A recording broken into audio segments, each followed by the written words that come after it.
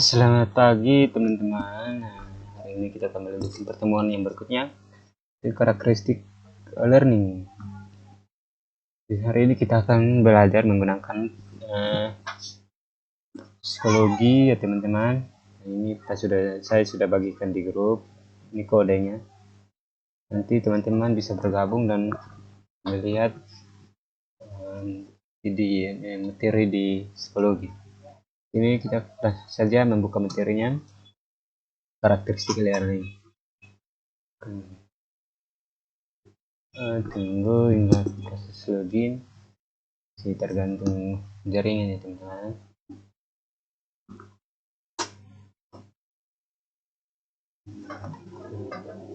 Ini materinya.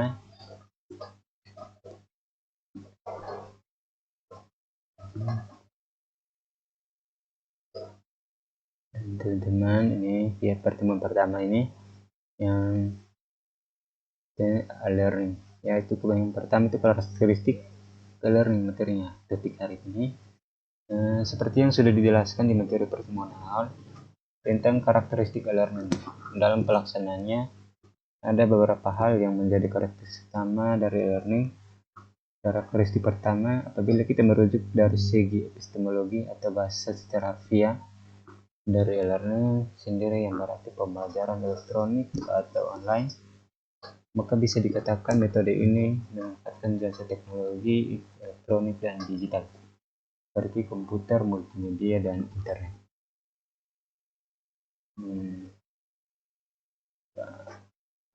Yang kedua, selanjutnya itu karakteristik berikutnya dari e-learning adalah mengenal bahan ajarnya.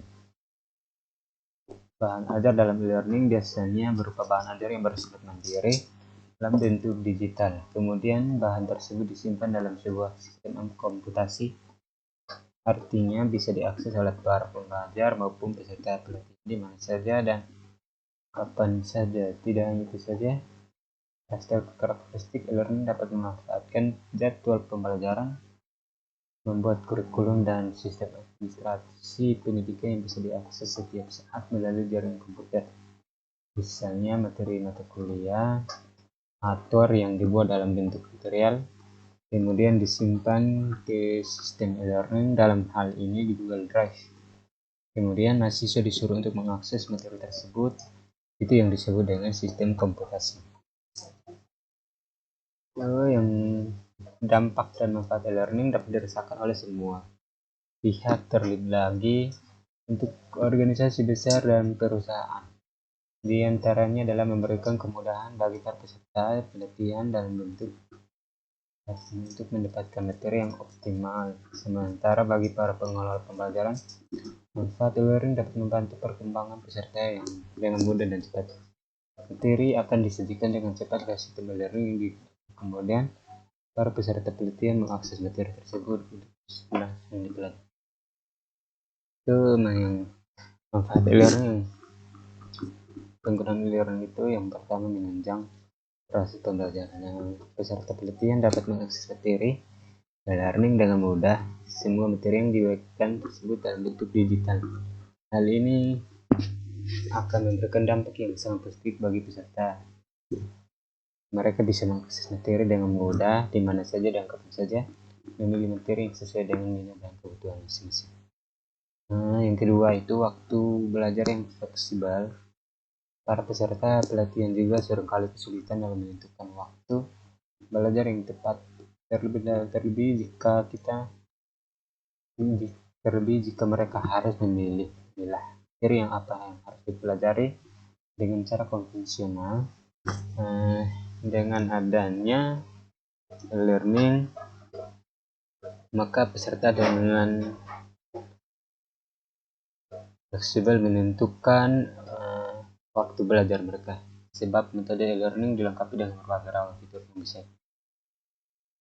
Kemudian e-learning memberikan kemudahan pula dalam hal akses. Di sini baik pula pengajar maupun peserta dapat berinteraksi secara intens di mana saja dan kapan saja. Para peserta bahkan dengan mudah mengulang materi pembelajaran ketika mereka belum memahami dengan baik. Dapat memonitor performa.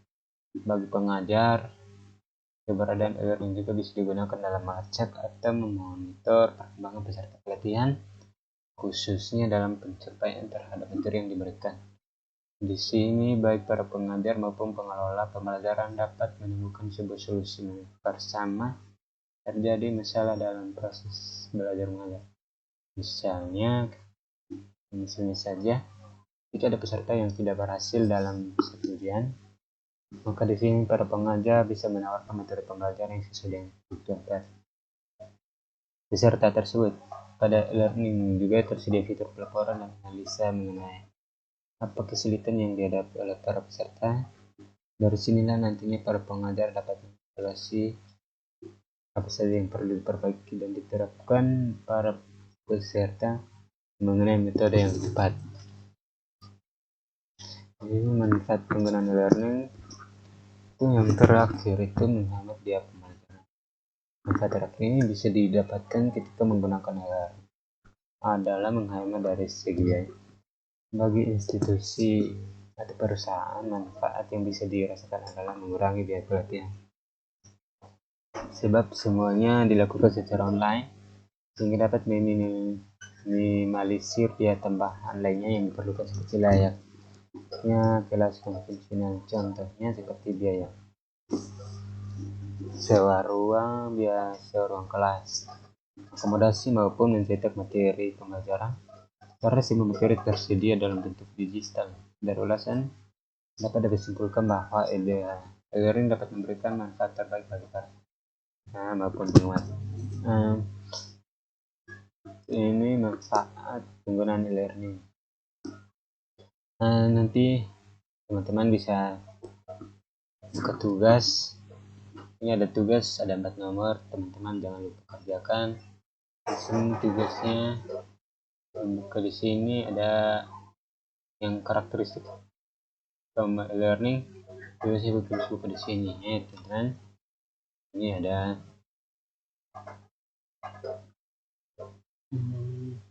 nomor, teman-teman bisa komen sini.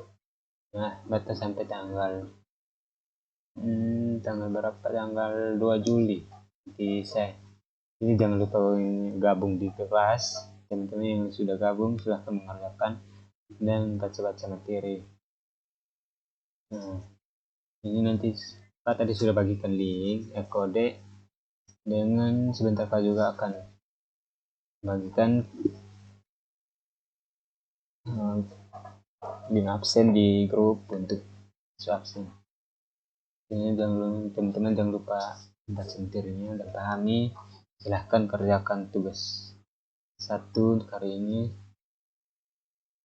Dan jangan lupa materi kita cukup sampai sini saja. Di sini teman-teman bisa belajar lebih giat, jaga kesehatan, jangan lupa berdoa, lupa makan ya. Sekian dan terima kasih, sampai jumpa.